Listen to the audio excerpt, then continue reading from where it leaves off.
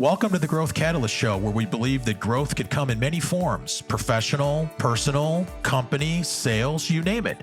I'm your host, Dan Mahoney, founder of Transcendent Sales Solutions and a guide to a world of growth possibilities. I've spent my career empowering companies and their people with strategies that accelerate growth. I'm here to bring you stories of these business leaders and their trusted advisors to gain insights into their journeys and learn how they fuel their own growth. Just maybe their journey could become part of your own growth story. Are you ready? Let's grow. Welcome to the next edition of the Growth Catalyst Show. I'm your host, Dan Mahoney. I'm excited to have my next guest here today. Steve Nevin is a partner at B2B CFO. He is known as a change agent with a proven ability to translate a company's financial results into initiatives that improve the bottom line. During his 30 plus years of a professional career, he has served as a CFO, COO, and president of privately held and public traded companies as small as 2 million and as large as 600 million. Steve, welcome to the Growth Catalyst Show. Thank you, Dan. It's a pleasure to be here. It's great to have you. And God, looking at, we've known each other for many years, and every time I seem to learn new stuff about you, and preparing for you as a guest today, I don't know where to start. We could be here we could make this into a 3-part episode, but we're going to have to use our time wisely. So, I want to start is, where are you actually? Of course, you're here in Atlanta now, but where did it all start for you? Where are you from? I'm a New Yorker, Dan, originally from outside of the city in Long Island. And my dad had a business in Manhattan, grew up in New York with an older brother. And we both of us went out to school in the Midwest. That's what people did back in the day, growing up in the New York area. We both went to schools in Ohio. But eventually I worked my way back for a while, working in the city. I was working at Citibank for 4 years there. So New Yorker, but haven't been back in many years. So yes, and I don't know if you want to go back, but sorry, anybody listening is New Yorker, not to offend, but I saw that you went to school in Denison University. You're now the third most famous person I know there that's famous. Steve Carell, is it? And Jennifer Garner that's right. were so some of your classmates. Yeah, I didn't see Jennifer on the campus or Steve, but so I was there. And then you found your way to Wisconsin for an MBA?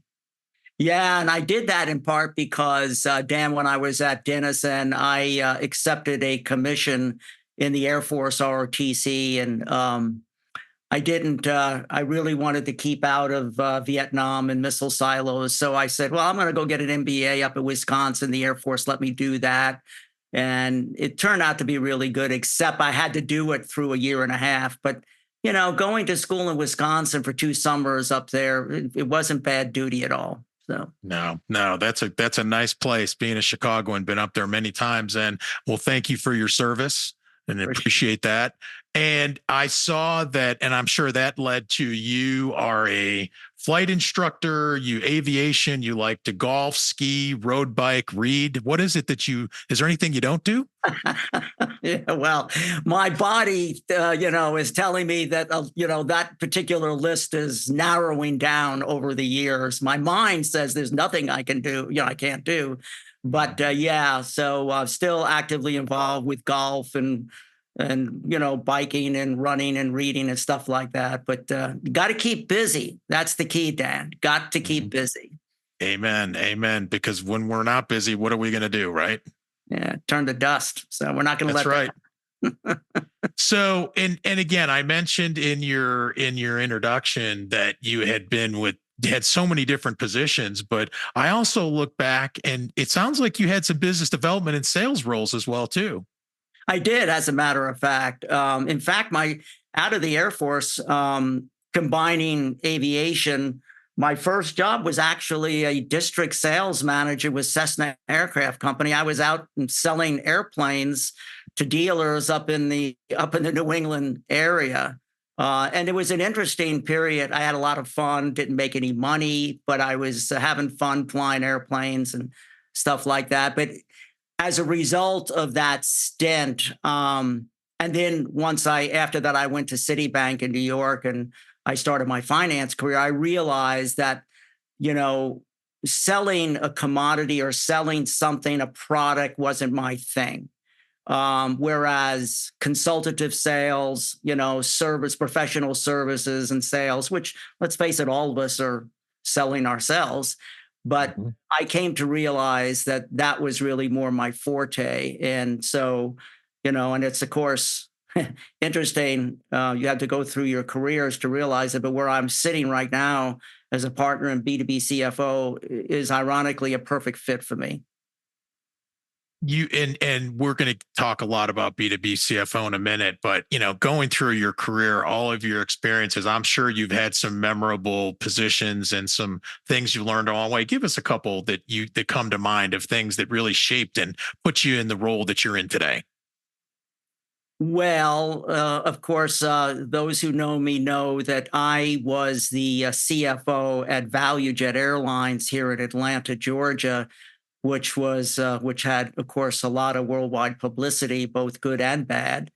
I did that IPO and was there with the founders, and that experience really had a significant impact on me because we went through, the best of times. It was an incredible startup. Started making money like the first month we started operations, which is unheard of. And of course, we were taking share right away from Delta Airlines, which is also unheard of. But then fast forward a couple of years, and then we had that terrible crash, and the FAA stepped in, and we went through all sorts of horrible, difficult times. And you can imagine the stress that I went through my family. And in fact, I have a picture of me and my family about 6 months after that horrible crash. And I look like a different person. I look like, I'd aged about 20 years.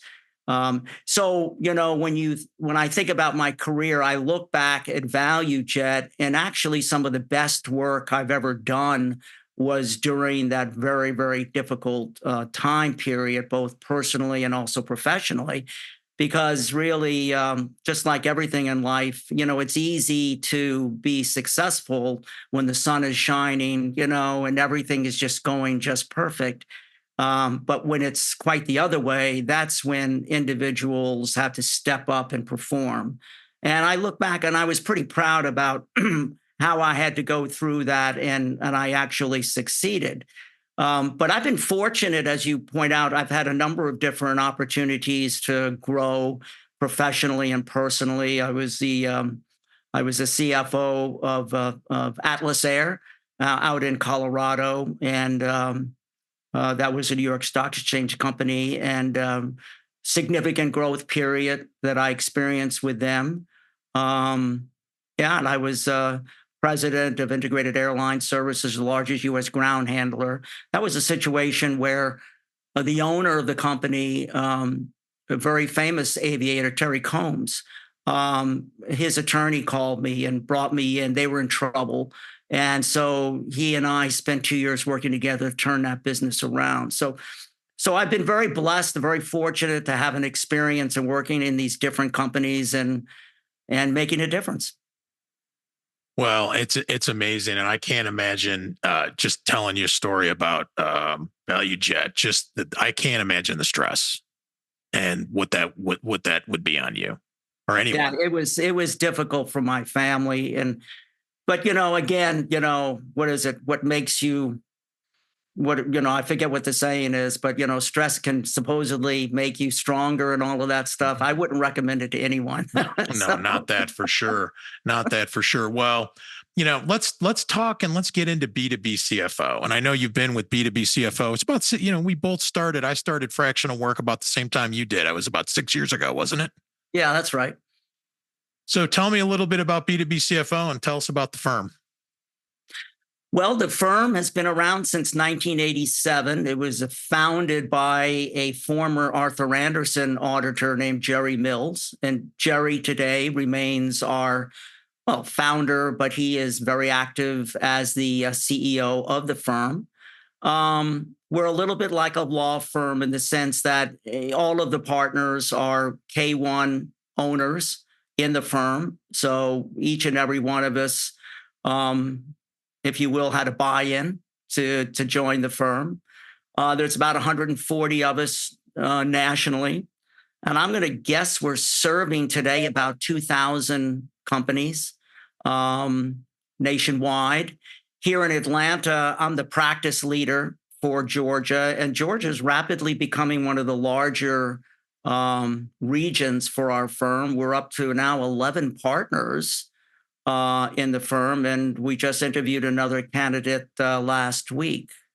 And Jerry started this business. I mean, Jerry's a brilliant man. He started the business wanting to change his business perspective. You know, working in an audit firm, you're basically you are a historian. You're responsible for looking at the financials and making sure that they're accurate with the business owners. And he wanted to make a change because he had run into several clients who were having difficulty. And, the story goes, after one client meeting, he went home and told his wife, he said, I think I want to do something different. I think I'd like to start a business where we can look forward with the business owner and see if we can be a very good problem solver in helping that business move forward to where they want to go.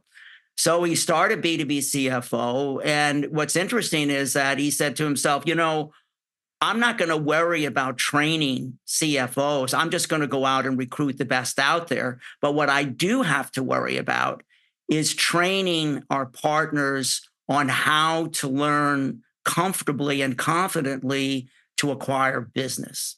Because most CFOs, have been in offices 9 to 5, and it's a closed-in business. And most don't necessarily have to have had experience in sales, for example, or, to have built that confidence to be able to network effectively and to know how to communicate and converse effectively. So he said, what we're going to do is put together a training curriculum so that those qualified CFOs who want to be members of our firm, we're going to train them how to create a network that you can develop for business.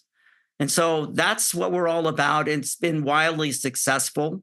We're the largest firm of its kind in the United States, and I'm going to guess in the world. And it's been a joy to be a part of it. Let's take a moment for a quick word from our sponsor.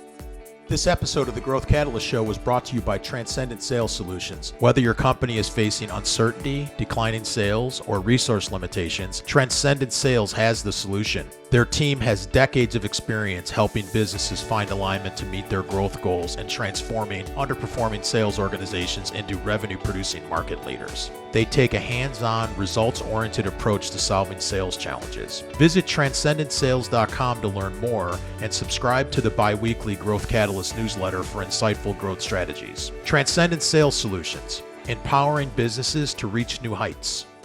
And now back to the show. I know that all fractional CFO firms are not the same. It took me about a minute to learn that one is different than the other, because I know you guys are different. I always say there's the difference between the fractional advisor and strategic advisor versus someone who's doing the day-to-day fractional, like more controlling, more day-to-day. Is that a good way to describe the difference, where you guys are definitely on the strategic advisory side? Yeah, that's a good start. You're right. One of our prime areas of differentiation is we are strategic. And what that means to the business owner is that, we're not about the bookkeeping. That doesn't mean that it isn't important. It is.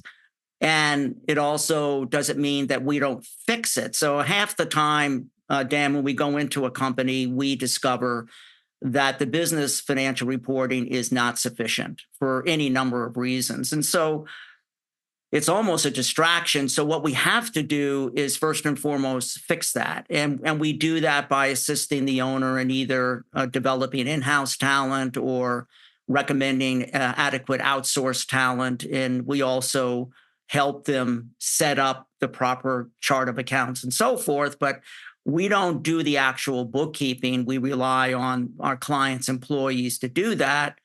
but we're very involved, of course, monthly in helping them and understand how to close the financials and stuff like that. So we use the financial reporting as the start of developing an effective database upon which we can drive the company forward, drive towards profitability. So that's one of the ways we're different. We look forward, we don't look back. Whereas I know that other players in this world, do want to do the bookkeeping. That's something that they want to do, and we respect that, but that's very different from us. There are several other differentiators that I would call on. I think you and I have talked about it. One of them is that our entire onboarding process with the client is very different. We'll take 8 to 10 hours of our own time to invest in a pretty detailed discovery process, which we call our gap diagnostic analysis. And what that means is that we'll take time to interview the owner, whoever's doing the financial reporting within the company. It could be a CPA, it could be a bookkeeper, whatever.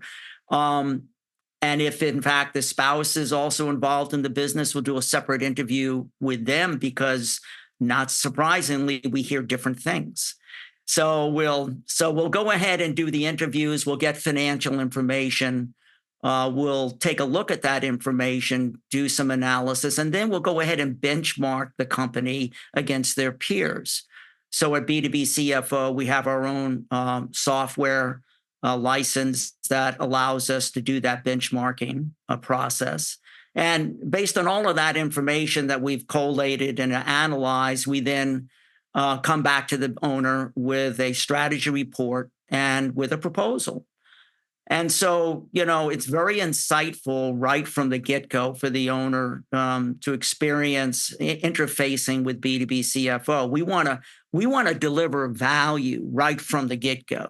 So that gap diagnostic analysis approach to onboarding a prospect is very, very, very important to us. We can't, in fact, we won't bring on a client without actually going through that process. And in most cases, it's a wow for the business owner. They've never had their business benchmarked. They've never had anybody really go through their business like we do. And all of that is complimentary. Well, and yeah, because that's a 8 to 10 hours, and then putting a proposal together. That's a big time commitment. It's a huge time commitment on your end, and I think it definitely wows them just to see how much somebody's showing that commitment before any dollars are received. Yeah, it really makes a difference, and because of that, because of the investment that we make with these business owners, I think our rate of closure is pretty high. Typically, when we after 2 or 3 meetings with the owner, and we've been able to demonstrate our serious investment and understanding what's going on with them, both personally as well as professionally, we've already started building some good trust. Yeah, and you'll know after probably the first or second meeting if it's a one you want the third, I'm sure.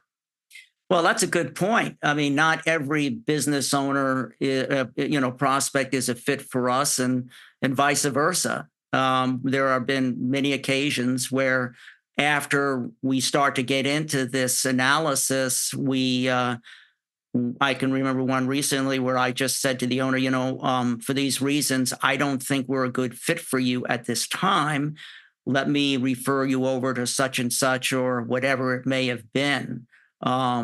So yeah, and I'm reminding my partners of that all the time too, is that not every opportunity is a fit for us. So. Absolutely. Well, I like to read, and one of the latest books I just picked up, and I like to read about exit, is I picked up one of these books that's from your firm, the Exit Journey Handbook. Just started going through it. Talk a little bit about it, because I've seen you carry one around a few times as well. Yeah, we hand them out quite liberally. So I bought one. Let the author know I actually purchased one. Okay, I'll send a note to Jerry on that. Well, it's a differentiator. One of the reasons why I joined the firm is because we have a number of proprietary tools that really add a tremendous level of value to the business owner. And the B2B exit handbook is certainly, I mean, that's certainly one of those tools. It was one of the earliest books that Jerry has wrote. In fact, Jerry's written several award-winning books. The other one that comes to mind is called The Danger Zone. And another one he wrote is called Avoiding the Danger Zone. And those two books address how a company can outgrow its capital capability. In other words, you can grow so fast that you can run out of capital and cash. And that's something we've seen in the practice more than once. But the exit strategy handbook is kind of our reference work for any time we engage with a business owner who, right from the onset, tells us that their primary focus right now and for the next couple of years is preparing for a successful exit.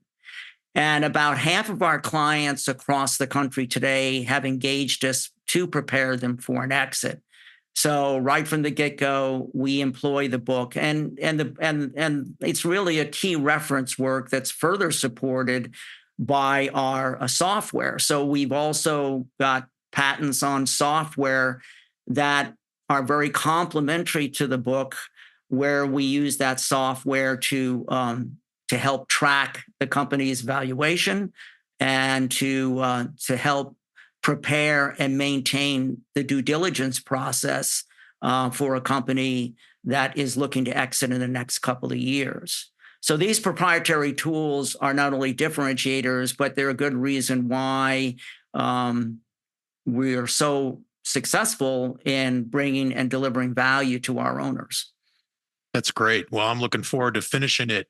Tell me a little about anything you could share what you're working on now, anything interesting now that you're working on that comes to mind. I'm sure there's more than one. Well, yeah. So I've got a client that's a securities integrator. This is a company that designs and installs very sophisticated perimeter security systems for governmental and commercial operators. So one of their largest clients is the Georgia Department of Corrections. So they do a lot of work on prisons here in Georgia. So a lot of time, I'm on the phone with my client, the owner, and he says, "Okay, I got to sign off. I'm walking into the warden's office," or whatever it is. And of course, the stories he tells from that interface action with this very important client is very intriguing. But with this particular company, I started working with them 3 years ago, and the owner, he really stepped in as the CEO because his dad. It's a 40+ year family business, legacy business, and unfortunately, his dad had a stroke a couple of years ago, so which really prevented him from running the business further. So he was in sales with the company already, and he had to step in to run the business. And I got a call from one of his attorneys saying, "Look, can you meet with this gentleman? He really is in a bind. He doesn't really know how to run a business, and unfortunately, he's in this situation." So when we started working together, and by the way, the owner, he's just a wonderful gentleman, very coachable, very bright.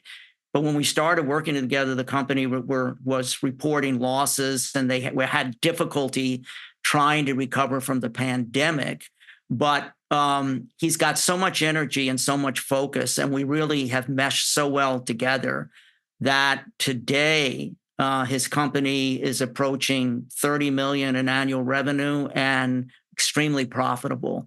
And we're actually talking now about, maybe in 3 years, we should think about preparing for an exit. So he's gone from a terrible situation with his dad, who's still alive, thank God, where he was thrust into a difficult situation. And today now he couldn't be happier, and it's exciting, and all sorts of things are happening good with the business. So that's a great story. I've got others on the other side, but that's a good one. So. The good ones. Yeah, absolutely. Well, Steve, this is, and you covered a success story in talking about what you're working on. So that's great. So, we're just about a time. We're just about out of time. I can't even talk on this Friday afternoon. What's the best way to get a hold of Steve Nevin and find out and learn more to what B2B CFO could do for a company? Sure. So you can email me at Steve Nevin at B2BCFO.com. That's the letter B, number 2, letter B, CFO.com.